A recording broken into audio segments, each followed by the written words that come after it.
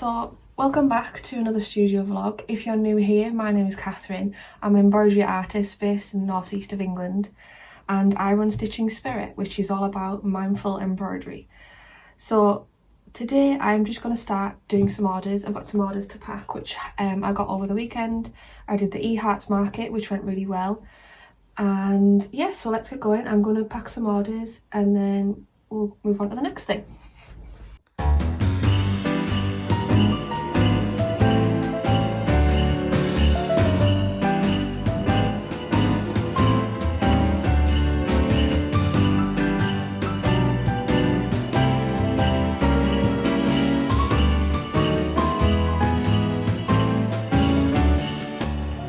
So over the weekend I sold one of my Christmas decorations, which I'm really happy about.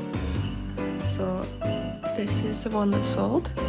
So you can see it's got a slight sparkle around the berries, and then it's just got the felt back. So this is my first ever Christmas decoration that I've sold.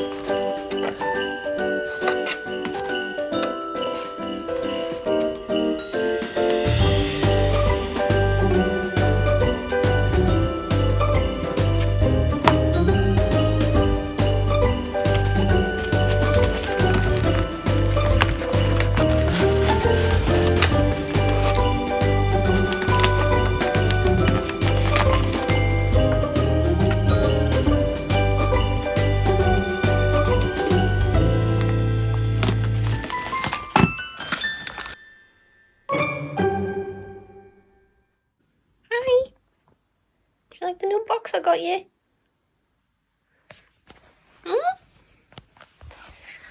I say hi. Hi. Oh.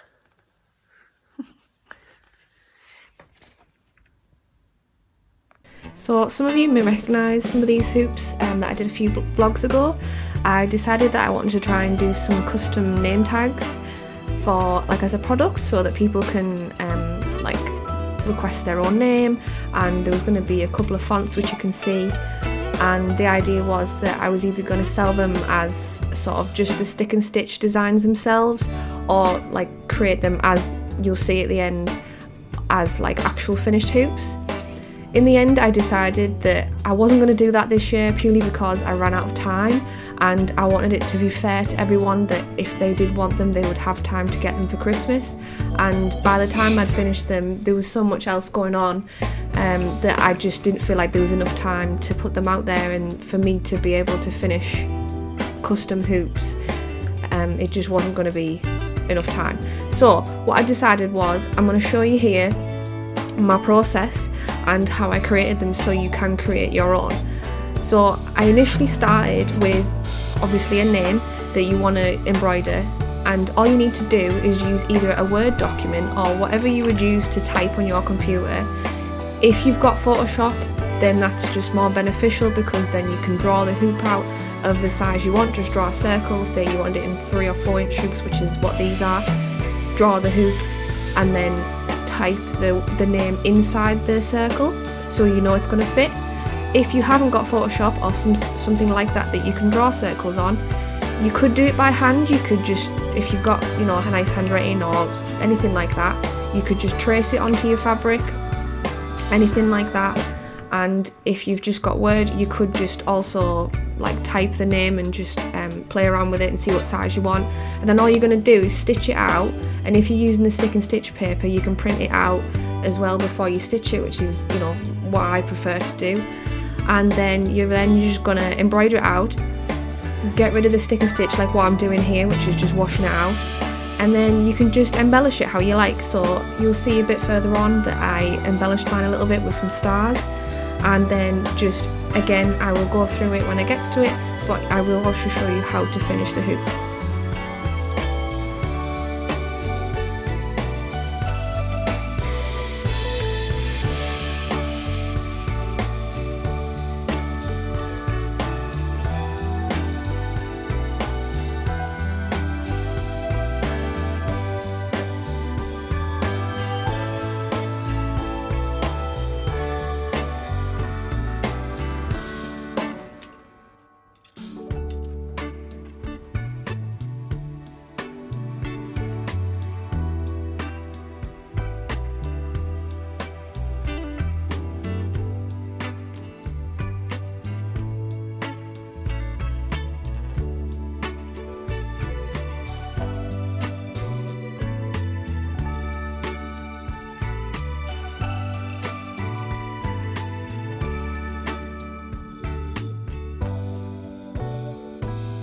So here I've used some metallic thread to just create some little stars around the names, and then I've also just gathered the back, which I do have a separate video on if you want to go check that out.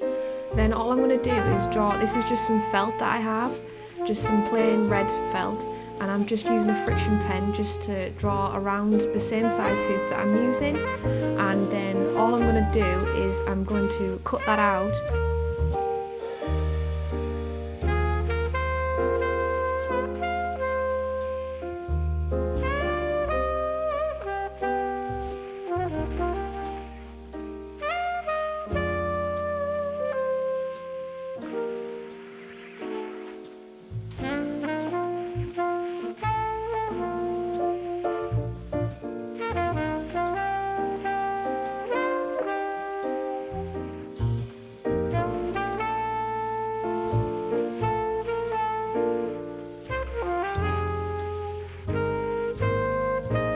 And then all you're going to need to do is to just grab some ordinary pegs and some glue. Preferably I use this B7000 glue just because it's super strong and it dries quite quickly, although I do like to leave them overnight just to be sure. And then you're just going to place the felt circles on the back, and all you need to do is make sure your gather isn't too big that it's bulky, so you just need to make sure that your gather at the back is quite flat. But don't worry about it too much. And then you're just going to push your circle against the back of your hoop like I'm doing here, and you're just going to check like that it doesn't overhang. So you can see I'm pressing it down there, and when I turn it over I'm just checking to see if you can see the back of the felt from the front. So then I'm just taking off really small little slithers, really smooth, so that it's still a circle, but it's gonna just cover the back and not be visible from the front.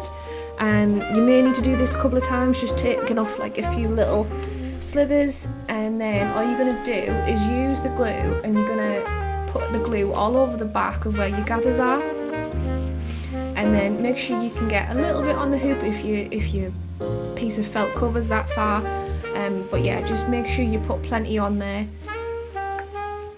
and then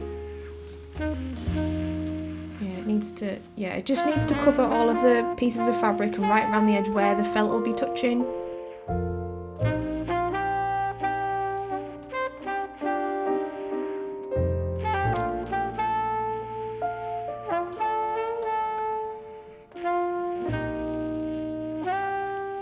And then you're just going to press the felt onto the hoop, trying to make sure it's central. And if you did cut anything specifically at a certain angle or whatever, just make sure it's all obviously the right way around. And then you're just going to use some pegs to clip the felt onto the hoop. Now the only thing I would say is be careful not to put the pegs on the front into the hoop, so it's distorting the fabric. So if you put, say, like the bit that's actually touching the fabric into the front, you might push the fabric and not the hoop. I know that sounds confusing, it's really hard to explain, but all it'll mean is it'll distort the front of your fabric, so it won't be taut, so it'll just push into it. So try and make sure that your pegs are touching your hoop and the felt, and that's it, not the front fabric. You might have to angle them a little bit, but yeah, or the other thing you can do is like maybe use a bit of cardboard on the front. So if you've got just like a random bit of cardboard or something thick, you can put that on the front and just put the pegs over that rather than the front of the fabric. But yeah, all you have to do is just secure it in place, make sure that you've got all the edges that you think might pop up, and you just need to leave it for a while. I tend to leave mine for a few hours, just because I don't want to run the risk of the pegs pushing into the front and distorting the fabric. But yeah, after a few hours they tend to be fairly dry, but the longer you can leave them the better. And even if you just take the pegs off and leave it to dry after that, it's just to hold it down. And then all you need to do is you just need to get some twine or some ribbon or anything nice that you want to hang them with, cut them to a certain size that you're able to put like a knot in it or like a little bow, and you're just going to thread it through the top of the hoop and just tie it and to the length you want. The easy thing is if you do a bow that you can adjust it later. If you're going to put it on a tree or whatever, you can make it low hanging or high hanging. So yeah, and that's it, and then you're just going to tie it and that'll be it, so you can hang it like that. I hope you all enjoy that. I hope you do them. If you do, please let me know, and yeah, feel free to decorate them however you like, and I hope you enjoyed that.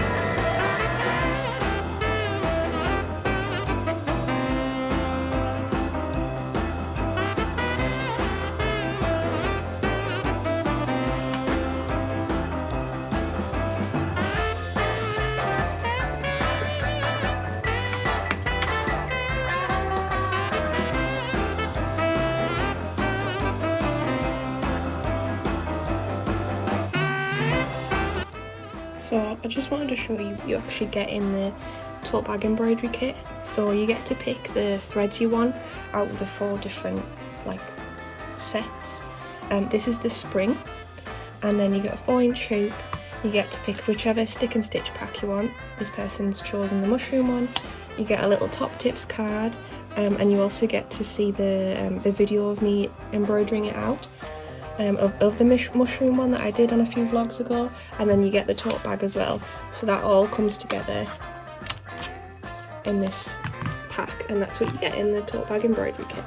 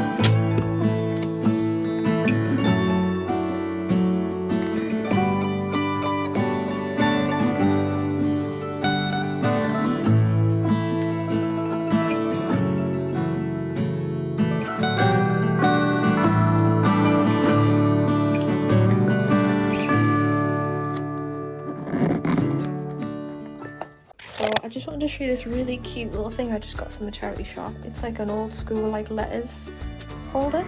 So I thought what would be really good is I'm going to use it for my like packaging. So now I'm just going to organise that and put all those in there, and it'll keep them nice and straight.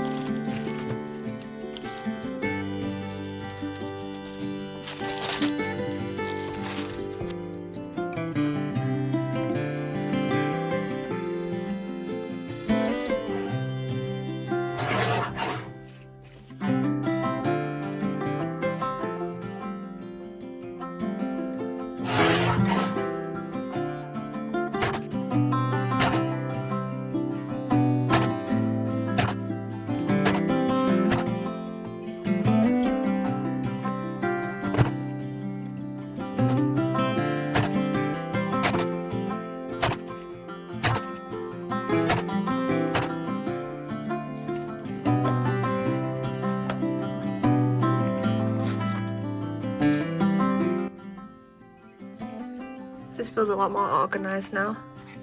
And you see how some of them were like bending and stuff, so now hopefully they'll all keep nice and straight.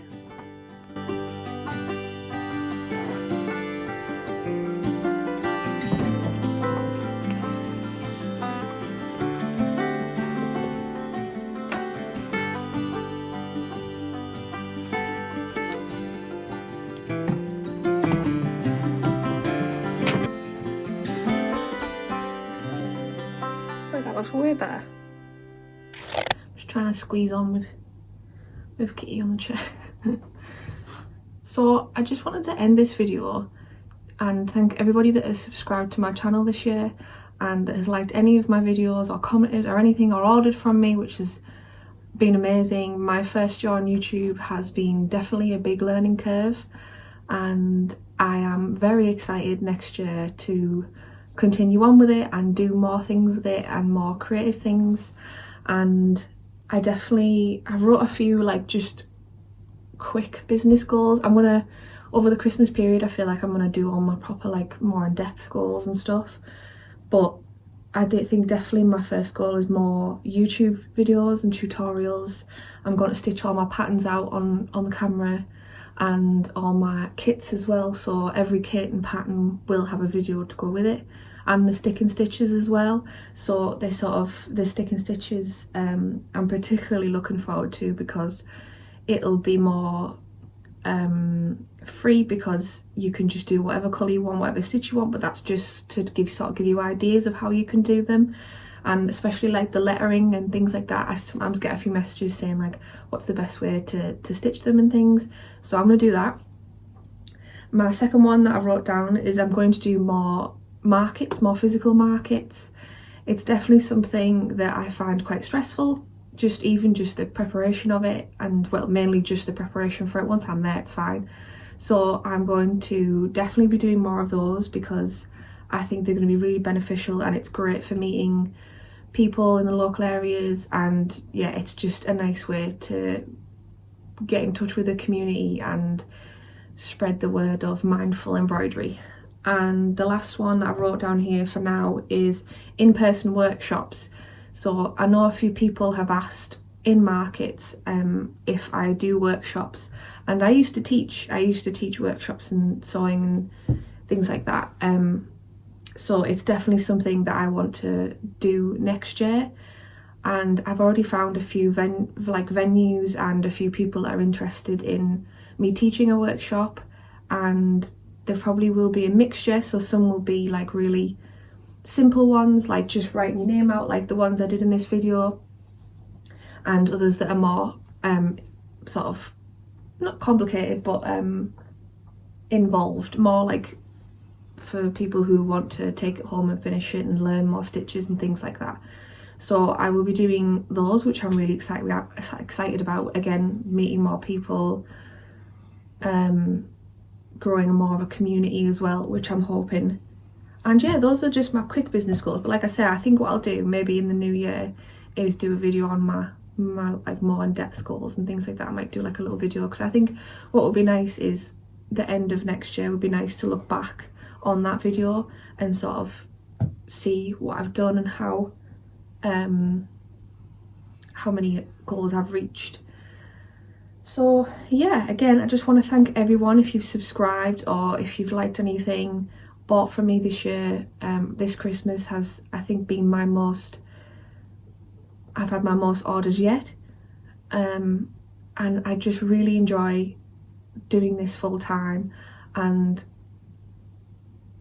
it's still a sort of a big learning curve, and I just want to keep growing this business, and it's what I love to do, and I just can't wait to see what next year brings, and I could hope you all join me for it. So this will be my last video of this year, and I will see you all in the new year. I hope you have a great Christmas or just a festive period, and I will see you all in the new year. Bye. Also, just a quick one. Say bye, kitty. Say bye. Bye.